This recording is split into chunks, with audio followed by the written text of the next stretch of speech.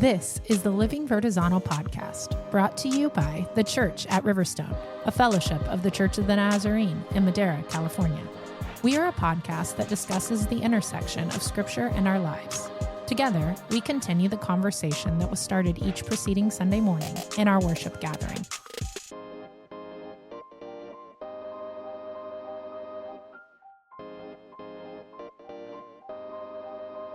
Hi, everybody. I'm Nick. And I'm Natasha. And we are the Living Vertizontal Podcast with you this week as we continue this journey through the Gospel of Luke together.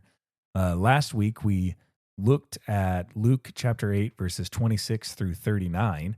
And in this passage, we read about the story of the demon-possessed man in the Gerasenes. Together, we talked about the importance of following Jesus into the difficult places of life, meeting people where they are, to participate in the upside-down kingdom that Jesus has initiated. This week, we cross back over the Sea of Galilee and read from Luke chapter 8, verses 40 through 56. Within this passage, we read of two different miraculous encounters. First, the healing of the bleeding woman, and second, the raising of Jairus' daughter from the dead. We have Natasha reading for us today. So Natasha, could you read Luke chapter 8, verses 40 through 56? Yes. Luke chapter 8, verse 40. When Jesus returned, the crowd welcomed him, for they had all been waiting for him. Just then, a synagogue leader named Jairus came and fell at Jesus' feet. He begged him to come to his house because his only daughter, who was about 12, was dying. As Jesus went with him, the crowds pressed around him, including a woman who had suffered from bleeding for 12 years. She had spent all her money on physicians, but no one was able to heal her. She came up behind Jesus and touched the fringe of his cloak, and immediately her bleeding stopped. "Who touched me?" Jesus asked. But they all denied it. "Master," said Peter, "the people are crowding and pressing against you." But Jesus declared, "Someone touched me, for I know that power has gone out from me." Then the woman, seeing that she could not escape notice, came trembling and fell down before him. In the presence of all the people, she explained why she had touched him and how she had immediately been healed. "Daughter," said Jesus, "your faith has healed you. Go in peace." While he was still speaking, someone arrived from the house of the synagogue leader. "Your daughter is dead," he told Jairus. "Do not bother the teacher anymore." But Jesus overheard them and said to Jairus, "Do not be afraid, just believe, and she will be healed." When he entered the house, he did not allow anyone to go in with him except Peter, John, James, and the child's father and mother. Meanwhile, everyone was weeping and mourning for her. But Jesus said, "Stop weeping. She is not dead, but asleep." And they laughed at him, knowing that she was dead. But Jesus took her by the hand and called out, "Child, get up." Her spirit returned, and at once she got up, and he directed that she be given something to eat. Her parents were astounded, but Jesus ordered them not to tell anyone what had happened. All right. Thank you for reading that for us today, Natasha. As we move into this conversation, again, just a quick recap of this idea that, of where we've been. So last week, Jesus had crossed the Sea of Galilee and was ministering in Gentile territory, specifically in these tombs within the Decapolis, where he encountered this demon-possessed man who is known as Legion. And before that, he had been on the other side of the Sea of Galilee, like the Jewish side. Western side, yeah. Yeah, western side, yeah, sorry. Eastern side is the Decapolis. Western side is the Jewish territory in the region of Galilee, where he had been operating for some time. He had been performing many miracles. He had been teaching. He had been calling people to follow him. So we have initially him on the west side, him crossing the sea last week to the east side to the Gentile territory, and now he's coming back to the west side where he had been operating. And so that's kind of like this movement, that if we can mentally picture it, the movement that is taking place in this story. And so as we move into our passage for the day, like the first thing that really sticks out to me is the first verse. When Jesus returned, the crowd welcomed him, for they had all been waiting for him. Just this idea of they all had been waiting. Like, obviously, Jesus has done a little bit of something. Like, he's been gone for some period of time. We have a storm recorded in there. We also have this miraculous healing of the demon-possessed man. We have the townspeople having enough time to gossip about it that they're then coming out to see what he's done there and then asking him to leave, right? And so you're at least looking at a few days, right? Yeah, I mean, I guess technically it could be varied. If it was smooth sailing in the research that I did, it could be a couple of hours. Which we know it wasn't. Which we know it wasn't, right? There was, at least there on was the a storm. way to the east. Right. So the smooth sailing indicates that it could be only a few hours to get there and then a few hours to come back.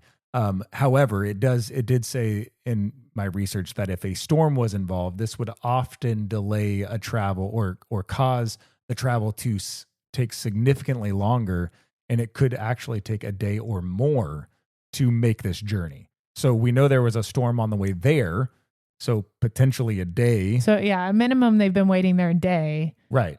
And then however long Jesus was there working with this man and interacting with the townspeople, and then the journey back. So at minimum, we're talking a long, long day or more that these people have been sitting there. Like, they watched Jesus disappear on the horizon, and they didn't think, okay, well, time to go back home. Like, their thought was, we have got to wait. We've got to remain. There is something worth waiting for here in Jesus. And not knowing how long it would be before he came back either. Right. I mean, to this point, again, Jesus has been operating all in that like area in Galilee. And so I'm sure these people have gotten used to this idea of him being present, and he doesn't regularly just disappear to different places. And then like, there's no markers for them to understand when he leaves, this is about how long he leaves for, and then he comes back. So yeah, they have no idea. And yet they still think, he's worth waiting for. Well, and I mean, when you contemplate like why they're there, right? Many of these people seeking healing. Yeah. Jairus there because his daughter is dying, and there's nothing else to do. There's no one else to turn to. Jesus is the only option. He's the only option they have. So what better use of their time than to wait for the person who is the cure? Yeah. Who can actually do something about it. Yeah. Regardless of how long it might mean that they're waiting, the best thing to do would be to wait for him. And so then Jesus arrives, he gets back, and he encounters all of these people who have been waiting. And among them is Jairus. And that's kind of where our story today focuses. Mm-hmm. And Jairus scripture tells us he's a synagogue leader. And so I feel like this is kind of an interesting thing because we talk a lot about the religious leaders. We talk the Pharisees, the Sadducees, the scribes. Yeah. And so you have this kind of newer role potentially, or is it like a synonymous role? And so as a part of the midweek meditations this week, we did a little bit of digging into what is exactly a synagogue leader. Mm-hmm. And it turns out these synagogue leaders are not necessarily what you'd expect. They aren't the priests or the Levites. They aren't necessarily overseeing the sacrifices or things like that, because those would have happened at the temple. Right. But this is talking about the synagogue. This is talking about where the scripture is read. And it's interesting because this group of people, these synagogue leaders, would have been responsible for basically the administrative and organizational responsibilities at the synagogue. So it's their job to schedule the speaker who is going to come and read, or the reader, the person who's going to come and do the teaching. for the synagogue. They're responsible for making sure that the laws are followed and for establishing kind of the ebbs and flows of Jewish custom integrated, into that area. And so overseeing that those things all happen that are supposed to happen. And so as I'm reading about this position, I was kind of wondering, well, how do people land this position? Because it doesn't seem like being a good Jewish scholar, this is not the track for that group of people, right? They head towards this Pharisee, Sadducee type route. I mean, in fact, even in my research through the midweek meditations as well, it even made a point of that in saying that these people were not like seminary trained people. They were not very scholarly. So it begs the question of, well, who are they? So we did a little bit more digging into this and who these people were. And turns out this position was filled by election. And so typically these were business owners, land owners, people of prominent status in the community who had significant wealth and administrative giftings, and they were elected for 1-year terms to oversee all synagogue activities. Right. And so this position, unlike the more, career-based positions that we see with the Pharisees and Sadducees, this is more of a volunteer position or an elected position for a specified term. And so it kind of different in that regard than the interactions that we've seen kind of with some of the others. But when you look at scripture and you look at all of the different interactions that Jesus has with this group of people, the synagogue leaders, it's still very mixed. Right. Some of these interactions are good, and some of these interactions, Jesus is very much challenged, and we're going to get to more of that as we move through Luke, so I won't do any spoiling of that. But his interaction with this synagogue, with the various synagogue leaders, is going to be kind of a mixed bag. Sure. And in that some of them are going to be for him and with him, and then some of them are going to be very much opposed to what he's doing, seeing Jesus's ministry as an attack on these Jewish customs that have been in place for centuries and that they've been elected to uphold, and safeguard. Yeah. So Jairus is in this position, and so by him going to Jesus in his moment of desperation, he models before an entire community where their focus ought be. He endorses Jesus. And so being a prominent member of the community, being placed in his position in the synagogue by election, he demonstrates for them, hey, this Jesus guy is, in my moment of greatest need, he's the one I turn to. He's the one, yep. Yeah. And so that's really it's a big deal. It's a big deal for Jairus to go to Jesus and to humble himself, to say, I'm at the end. Jesus, I am at the end of myself. I need you. My daughter is dying. There is nothing else that can help her. I know you can. Right. Jesus, please come help her. Right. And, I think there's like two different ways I want to go. There's two different things I want to say. One of them takes it a little further. One of them I think would be helped by taking it further. So maybe I'll do that. As you move on in this story, you have Jairus come and request that Jesus come and heal his daughter. And so Jesus is on his way there. And while he is on his way there, we have this second encounter that takes place with the bleeding woman who has been bleeding for 12 years, who is ceremonially unclean. She should be on the outskirts of the community. She should not be found in the midst of the crowd. And if she's anywhere near anybody, she should be calling out, like, I'm unclean. She should be warning people of her presence. And Jairus knows this full well. Yeah, well, as the enforcer of purity law, he knows. Yeah. He knows this community, so he probably knows this woman, and he knows what she ought be doing or not ought be doing. Right. And she comes. So she's in this moment of desperation too, where she has sought healing in every place imaginable. She has spent her money, all her money, on physicians, seeking healing, seeking some way to fix the problem that she was enduring. She had come to the end of herself, to where everything else like kind of faded away, and all that mattered was encountering Jesus, because she recognized, this is the way for my healing. This is what I have to do. And so we have these two different stories of these people who are in this moment of desperation. And in their moment of desperation, they recognize that Jesus is the only way forward. And the really unique thing I feel like about this is you brought up that with Jairus doing what he did and being the person that he is, essentially his actions indicate a like a public endorsement of Jesus, and they do. But as I think about both of these stories and thinking about Jairus, like, I don't think Jairus's intention was that, right?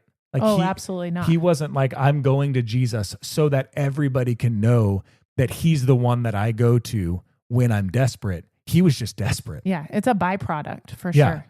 And so in the same way, I guess I was thinking about this. I mean, the woman who is bleeding, her life endorses Jesus in the same way. Mm-hmm. No, she doesn't have the public clout that Jairus has, but for both of them, their life, their actions in this moment confesses the reality that when I am at the end, the only way forward is Jesus. Well, and for the woman, I mean, she's declaring that breaking all of these laws right is worth it. Yeah. It's worth it to be with Jesus.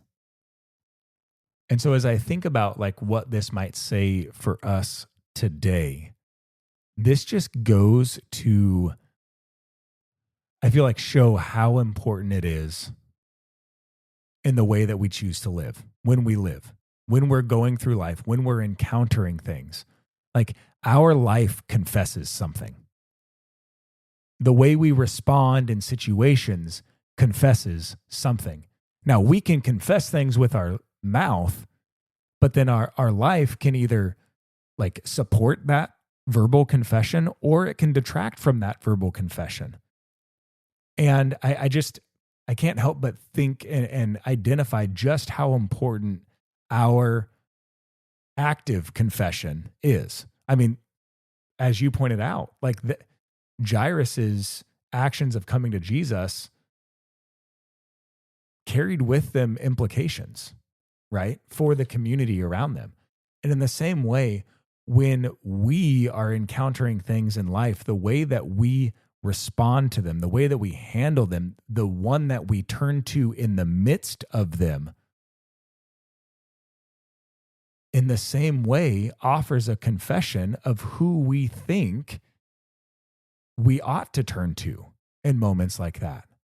And so I guess the question becomes, like, when we are encountering hard times, are we clamoring for all this stuff around us, which then would indicate to people that, oh, you see, when a Christian's going through a hard time financially, they go and they figure out a way to provide for themselves financially, rather than turning to Jesus in expectation and turning to Jesus in desperation, in expectation that he will provide moving forward. You see, but if we as Christians in our moments of desperation would model and would show people with our life that the only way to move forward is by like orienting our lives to him, then not only are we endorsing Jesus with our lips and with, the music that we listen to or the thing that we attend on a Sunday morning, but our life as a whole is endorsing Jesus to the world who is watching.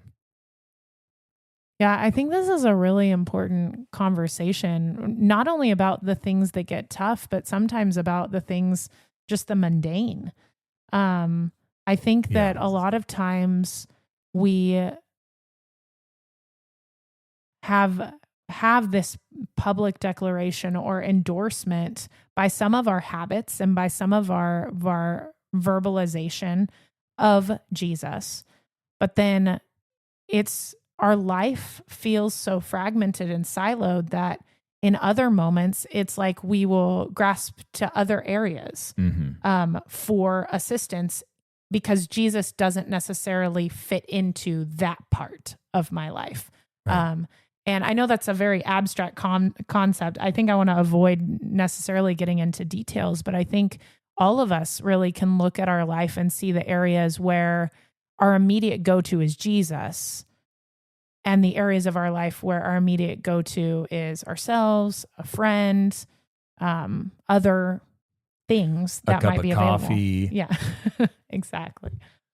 Yeah, and I think some of my dissertation work that I did actually keyed in on this very issue, and how a man named Charles Taylor, he's a kind of current philosopher, made this statement that, like, we have gotten to the place now where we have so divorced the sacred, or like Jesus and his interaction, from the secular, or where Jesus is not. Like, we now actually have so many places in life where, like, this is the area where Jesus is, and then all of this is the area where Jesus isn't.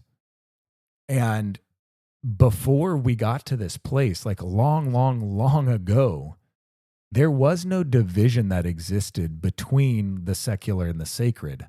Everything was sacred. And everybody always was looking for how the divine was interacting in the moment, whether it was with their job, with their interaction with somebody in their family, or with a friend down the street, or with their interaction with their chicken in the coop that day. Like, the divine was always breaking into every single moment. But then over time, we allowed a division to begin, and now we have a massive void that exists. And we have to figure out a way to come back to the place where we recognize the reality that Jesus really does intersect every single area of our lives. And when, as you were talking about, Natasha, when we do get to that place and we allow that to happen, and our life then confesses the reality that Jesus is everywhere, all the time, ever present, capable of helping in every situation, even the mundane, then our lives become an endorsement of that reality. Mm-hmm. No longer do our lives endorse a segmented understanding, or no longer do our lives endorse a fragmented understanding of the places where Jesus is and isn't, but now a holistic understanding of the total presence of where he is. And so as we move on in this story, perhaps rather than working through anything line by line for the rest of the story, it might be also appropriate for us to look at some of, like, the symbolism that is present, and what might be being communicated through this passage. Like, what might Luke be trying to communicate to his hearers through the telling of this story, and why are these two people held side by side? Like, what's the significance of this Jairus' daughter who is 12 and this bleeding woman who has been bleeding for 12 years when they really have no reason to come together? Yeah, I think that 12 is kind of the entry point to this, because it's the one thing you notice as symbolic, and then, or it must be symbolic because it's kind of a coincidence that it's both 12, right? Right. But then there's so much more as you begin to dig into this. And, you know, when we're talking about a Jewish audience and we're talking about Israel, we know that the number 12 is significant. Jesus selected 12 disciples, 12 apostles, and this was based on the reality that there were 12 tribes of Israel, right? And this dates all the way back to Jacob's sons, right? He had 12 sons, and then God renamed him Israel, and out of him, this fulfillment to Abraham, is kind of put into action. And so the number 12 is pretty significant in Israel's history, and the Jewish audience would be very much aware that 12 is pointing, at least giving a nod to the 12 tribes of Israel, which would indicate the whole of Israel. Yes, yeah. And so then it kind of begs the question, okay, so what do 12 years of bleeding or 12 years in age, what do those have to do with the 12 tribes of Israel? Yeah, so I think that's a really good question. And as you think about this, like, let's just think about like the Jairus's daughter is a young girl, right? And young people have so much potential. There is so much more ahead of them. And so in essence, Jairus's daughter represents the future of Israel, or could represent the future of Israel. There's all this unrealized potential ahead. And in this story, the future of Israel is dead. Or dying. And then you have the old woman who has been hemorrhaging for 12 years. This is more seemingly representative of like present Israel, right? Like she doesn't have a ton of time ahead of her. We don't know a lot about her necessarily and how old she is, but she's already lived life in essence, and she has some in front of her, but not a ton. So this is maybe like the present reality of Israel, and this idea that present Israel is hemorrhaging. They're falling apart. They are slowly dying. As present day Israel continues the path that they are on, present day Israel can expect to inherit the future Israel reality, which is dying and dead. And so when we think about this particular story in a more like, what might this story be representing?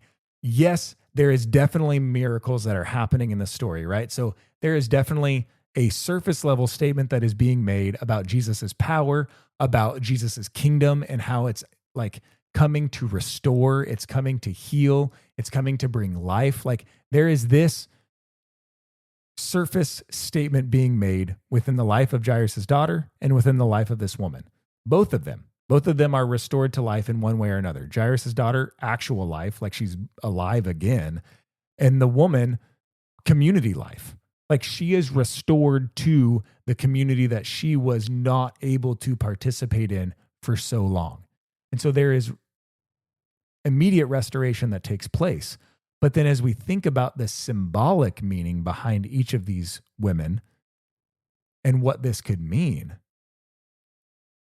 we start to recognize again, to bring back that conversation of desperation, Natasha, that you brought up in the beginning. Like as Israel recognizes their desperation for Jesus, that's the only time that we're going to start to see a restoration of Israel, right? Because until Jesus enters the scene in the story of Jairus' daughter or in the story of the bleeding woman, there is no hope. Jairus, if not for Jesus, Jairus' daughter is dead. If not for Jesus, the hemorrhaging woman continues to hemorrhage. But when Jesus enters the scene, everything changes. When the people become desperate for Jesus in their moments of need, everything changes.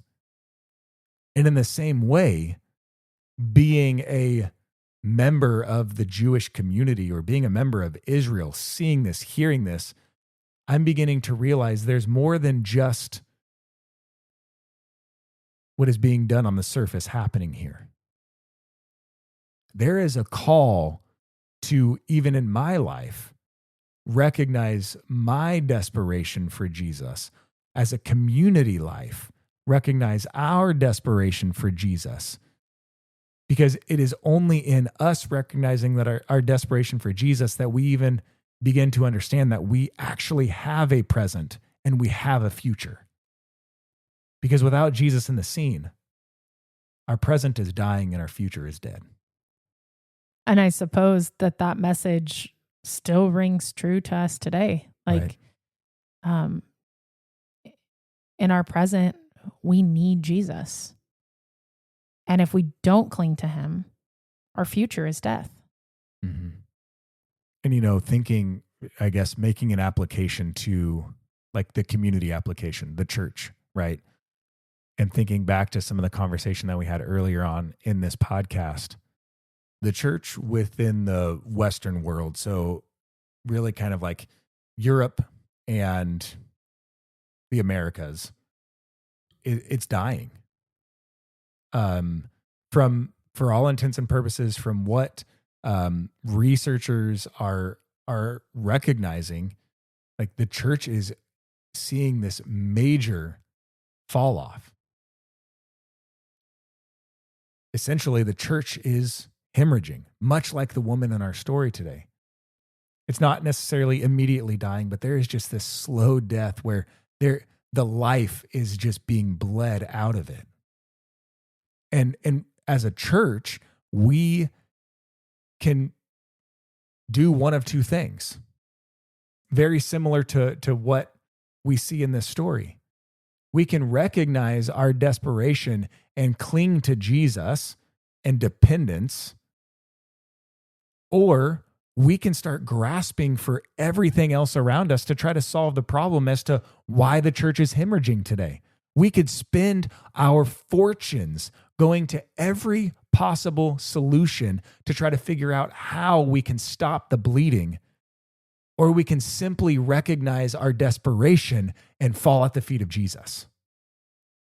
Unfortunately, I feel like for a long time now, and I say a long time, I'm only 37, so, long for me. For a long time, I feel like the church as a whole, this isn't necessarily a statement on any individual in particular, but the church as a whole has been trying to grasp at everything around them. We've been trying to spend ourselves into relevance. We have been trying to make things more energetic. We have been trying to make things more appealing. We have been trying to make things like help people want to come. Like we've been trying to do all of these things, offering all of these events, offering all of these activities, offering all of these light shows, trying to look more and more like the things in the world that seem to attract a lot of people to them. But the one thing we haven't done is come face to face with the reality of our desperation for Jesus and Jesus alone. And if this story can be any lesson to us, as a church, as a people, we have got to come to the place where we realize the clinging to everything around us or trying to latch onto things is going to solve nothing. Like the woman shows us that. The only solution to the problem of the hemorrhaging that we are experiencing, of the certain death that we will have in our future, the only cure for that is a desperation for Christ and Christ alone.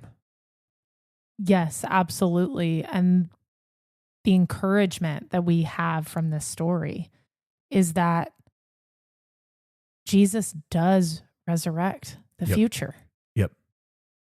Jairus' daughter is dead. Yes. And that is not even sufficient to hold her. Mm-hmm. Because Jesus has authority over that which is dying, over that which is hemorrhaging, over that which is dead. Yeah. If we will only in our desperation turn to him.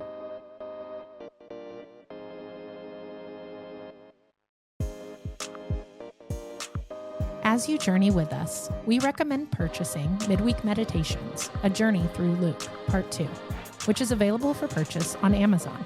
Also, be sure to follow the Living Vertizano podcast to stay current on all our new releases. To learn more about the Church at Riverstone, visit us at thechurchatriverstone.org.